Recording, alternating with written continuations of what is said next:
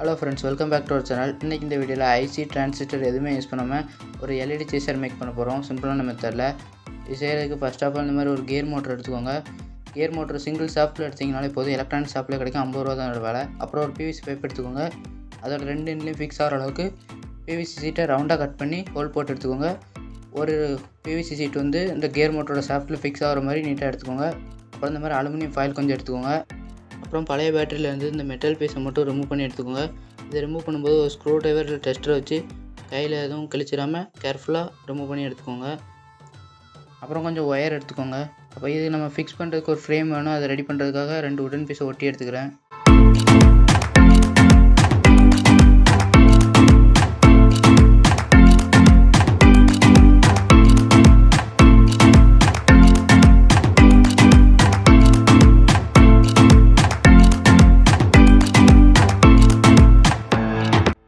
இந்த உடன் பீஸில் தான் நம்ம கியர் மோட்டர் ஃபிக்ஸ் பண்ண போகிறோம். இந்த மாதிரி தான் ஃபிக்ஸ் பண்ணுவோம். இது ஃபிக்ஸ் பண்ணுறதுக்கு முன்னாடி இதுக்கு மேலே கொஞ்சம் ஹைட்டை இன்க்ரீஸ் பண்ணுறதுக்காக இன்னொரு உடன் பீஸை வந்து கட் பண்ணி எடுத்துருக்கோம். சின்னதாக கட் பண்ணி அதில் ஒட்டி ஸ்ட்ராங்காக க்ளூ அப்ளை பண்ணிக்கலாம். இப்போ நம்ம பிவிசி பைப் எடுத்துக்கலாம். நம்ம ஃபஸ்ட்டே வீடியோவில் காட்டின மாதிரி அலுமினியம் ஃபைலை கட் பண்ணி வச்சுருப்போம். அதை வந்து இந்த பிவிசி பைப்பில் ஒட்டி எடுத்துக்கலாம். இது ஒட்டுறது ரொம்பவுமே சிம்பிள் தான். வீடியோ ஸ்கிப் பண்ணாமல் பார்த்தீங்கன்னா புரியும். ஒரு மெட்டல் கம்பி எடுத்து கியர் மோட்டரோட ஷாஃப்ட்டில் ஒரு ஹோல் இருக்கும். அந்த ஹோலில் ஃபெவிக்விக் அப்ளை பண்ணி ஸ்ட்ராங்காக ஒட்டி எடுத்துக்கலாம். அப்புறம் வீட்டில் இருக்க காப்பர் ஒயர் எடுத்து அதை அந்த காப்பரை மட்டும் ரிமூவ் பண்ணிவிட்டு இந்த மாதிரி முறுக்கி விட்டுக்கோங்க.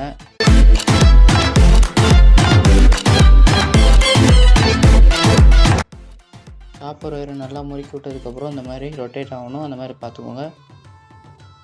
அப்புறம் நம்ம ரவுண்டாக பிவிசி சீட்டை கட் பண்ணி எடுத்துருப்போம். அதை வந்து மோட்டரோட ஷாஃப்ட்டில் ஃபிக்ஸ் பண்ணிக்கலாம். அதை ஃபிக்ஸ் பண்ணுறதுக்கு முன்னாடி அந்த காப்பர் ஒயரை அது வழியாக விட்டு எடுத்துக்கோங்க.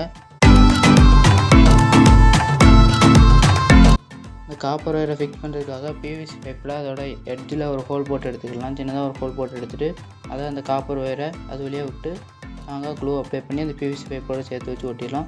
ரொட்டேட் பண்ணி பாருங்கள், நல்லா ஸ்மூத்தாக ரொட்டேட் ஆகாத மாதிரி இருக்கணும்.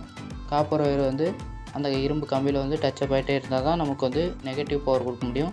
எல்இடிக்கு நெகட்டிவ் பவர் கொடுக்குறதுக்காக தான் நம்ம இதை மேக் பண்ணியிருக்கோம். இந்த மாதிரி ரொட்டேட் ஆகுதான்னு செக் பண்ணி பார்த்துக்கோங்க. இப்போ இந்த காப்பர் ஒயரை கொஞ்சமாக வச்சுட்டு மீதியை வந்து கட் பண்ணி எடுத்துக்கலாம். இப்போ கட் பண்ணதுக்கப்புறம் ஃபெவிக்விக் லைட்டாக அப்ளை பண்ணி ஒரு டாட் மாதிரி அப்ளை பண்ணி அந்த காப்பரை வந்து ஃபிக்ஸ் பண்ணி எடுத்துக்கலாம்.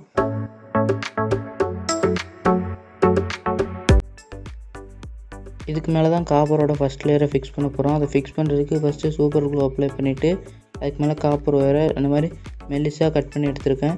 நீங்கள் சின்னதாக கட் பண்ணாலே போதும். அதை கட் பண்ணிட்டு எல்லா இடத்துலையும் ஃபெவிக்விக் அப்ளை பண்ணி இதை சுற்றிலுமே ஃபஸ்ட் ரோல் மட்டும் சுற்றிக்கலாம். இதில் வந்து நமக்கு பவர் சப்ளை கரெக்டாக தான் செக் பண்ணணும். இந்த மாதிரி நல்லா க்ளூ அப்ளை பண்ணி ஒட்டிக்கோங்க. அந்த காப்பர் டச்சப் ஆகிற இடத்துல மட்டும் ஃபெவிக்விக் அப்ளை பண்ண வேண்டாம். மற்ற எல்லா இடத்துலையுமே ஃபெவிக்விக் அப்ளை பண்ணி ஸ்ட்ராங்காக ஒட்டிக்கோங்க. ஃபைனலாக அதோட எட்ஜையும் ஒட்டி எடுத்துச்சு. இந்த மாதிரி ஒட்டி எடுத்துக்கோங்க. நீட்டாக எடுத்துட்டிங்கன்னா போதும்.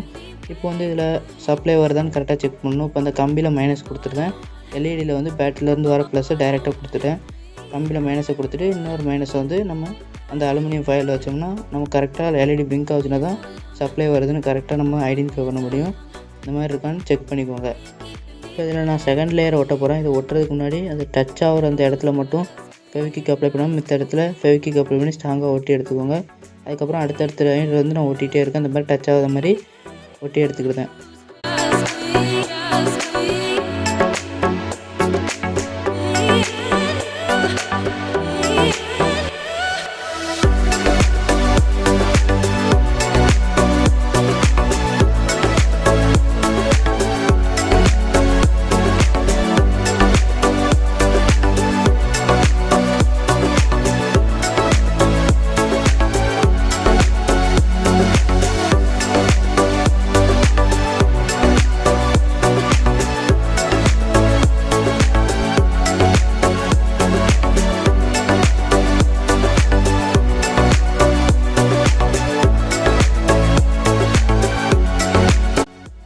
அலுமினியம் ஃபைலை நம்ம எப்படி ஒட்டி எடுத்துருக்கோம் நீங்கள் பார்த்தாலே தெரியும். இந்த மாதிரி படிக்கட்டு மாதிரி ஒன்றோடு ஒன்று கான்டாக்ட் இருக்க மாதிரி நீட்டாக ஒட்டி எடுத்துக்கலாம். வரிசையாக பார்த்துக்கோங்க. இந்த மாதிரி வீடியோ ஸ்கிப் பண்ணாமல் பார்த்தீங்கன்னா உங்களுக்கு புரியும் நம்ம எப்படி ஒட்டிக்கணும். இதோட கடைசி எண்டு வரை ஒட்டி எடுத்துக்கோங்க. இப்போ இதில் கான்டாக்ட் வருதான்னு பார்க்கணும். அதுக்காக பேட்டரியிலேருந்து வர மைனஸை அந்த கம்பியில் கனெக்ட் பண்ணிக்கலாம். ப்ளஸ்ஸை வந்து எல்இடியில் கனெக்ட் பண்ணிட்டு எல்இடியோட மைனஸை இப்படி ஒவ்வொரு அலுமினியம் ஃபைல்லையும் வச்சோம்னா நமக்கு எல்இடி பிளிங்க் ஆகணும். இப்போ வந்து சூப்பராக பிளிங்க் ஆகுது. கண்டினியூட்டி வந்து கரெக்டாகவே இருக்குது. இதை நம்ம ஒரு ஃப்ரேமில் ஃபிக்ஸ் பண்ணிடலாம். அந்த ஃப்ரேமில் ஃபிக்ஸ் பண்ணுறதுக்கு முன்னாடி ஃபெவிக்விக் அப்ளை பண்ணி ஒரு உட்டன் பீஸ் அதுக்கு மேலே ஒட்டிக்கலாம், கொஞ்சம் ஹைட்டை இன்க்ரீஸ் பண்ணுறதுக்காக. அப்படின்னா தான் அந்த பிவிசி பைப் வந்து கீழே ஃப்ரேமில் போய் டச் ஆகாது. அதுக்காக தான் இந்த மாதிரி மேக் பண்ணியிருக்கோம். வச்சு இதையும் ஃபெவிக்விக் அப்ளை பண்ணி ஸ்ட்ராங்காக ஒட்டி எடுத்துக்கலாம்.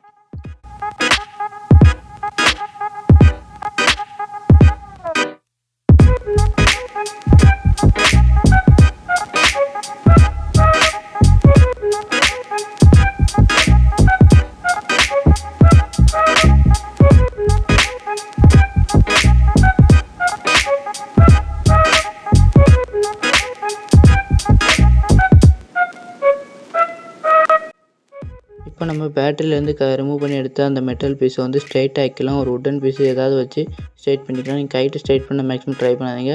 கையில் வந்து ஏதாவது இடத்துல கிழிக்கிறதுக்கு வாய்ப்பு இருக்குது. கேர்ஃபுல்லாக இதை ஸ்ட்ரைட் ஆக்கிக்கோங்க. இப்போ வந்து நம்ம இதை ஃபிக்ஸ் பண்ணுறதுக்கு முன்னாடி இதை வந்து கட் பண்ணி எடுத்துக்கலாம். நான் வந்து 3 சேனலில் மேக் பண்ண போகிறேன்.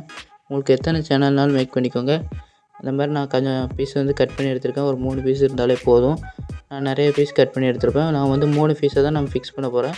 இதில் சின்னதாக இந்த மாதிரி ஹோல் போட்டு ஒயரை கனெக்ட் பண்ணி எடுத்துக்கலாம். இதில் தான் நம்ம இதை வந்து இந்த மாதிரி ஃபெவிக்விக் அப்ளை பண்ணி இதுக்கு மேலே க்ளூ அப்ளை பண்ணிட்டீங்கன்னா ஸ்ட்ராங்காகவே இருக்கும். இது எப்படி ஒர்க் ஆகுதுன்னா, இது ஒவ்வொரு தடவையும் ரொட்டேட் ஆகும்போது உங்களுக்கு நான் இந்த வீடியோ வந்து ஸ்கிப் பண்ணாமல் பாருங்கள். ஃபைனலாக நான் எப்படி ஒர்க் ஆகுதுன்னு பார்த்தீங்கனாலே தெரியும். நான் ரெட்டு, ப்ளூ, க்ரீன்னு ஒரு 3 LED எடுத்திருக்கேன். அதை பாசிட்டிவ் ஃபுல்லாக ஒன்றா கனெக்ட் பண்ணிட்டு பேட்டரியில் டேரெக்டாக பவர் சப்ளை கொடுத்துட்டு நெகட்டிவ் வந்து அந்த கம்பியில் கனெக்ட் பண்ணியிருக்கேன். பேக் சைடில் இந்த நம்ம டிசி மோட்டரோட ஷாஃப்ட்டில் ஃபிக்ஸ் பண்ண அந்த கம்பியில் இப்போ அந்த காப்பர் ஒயர் வழியாக அலுமினியம் ஃபைலுக்கு அந்த பவர் ட்ரான்ஸ்ஃபர் ஆகும்.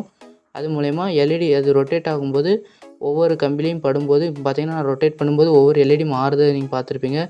கரெக்டாக சூப்பராக ஒர்க் ஆகுது. இப்போ பார்த்தீங்கன்னா கொஞ்சம் ஃபீடாக இருக்குது. இந்த லைட் வெளிச்சத்தில் தெரில எப்படி மாறுதுன்னு நீங்கள் பார்த்தாலே தெரிஞ்சிருக்கும். ஃபைனலி நம்ம ப்ராஜெக்ட் வந்து கம்ப்ளீட் பண்ணிட்டோம். நீங்கள் பார்த்தாலே தெரிஞ்சிருக்கும். இதே மாதிரி நீங்கள் மேக் பண்ணி எப்படி இருந்துச்சுன்னு மறக்காமல் கமெண்ட்டில் சொல்லுங்கள்.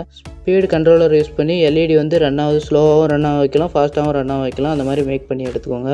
அவ்வளோதான் ஃப்ரெண்ட்ஸ், வீடியோ அவ்வளோதான். வீடியோ பிடிச்சிருந்தா ஒரு லைக் பண்ணிட்டு மறக்காமல் நம்ம சேனலுக்கு நீங்கள் புதுசாக இருந்தால் ஒரு சப்ஸ்கிரைப் பண்ணிட்டு பார்த்தீங்கன்னா நெக்ஸ்ட்டு ஒரு நல்ல வீடியோ போடுறதுக்கு மோட்டிவேஷனாக இருக்கும். தேங்க்யூ ஃபார் வாட்சிங்.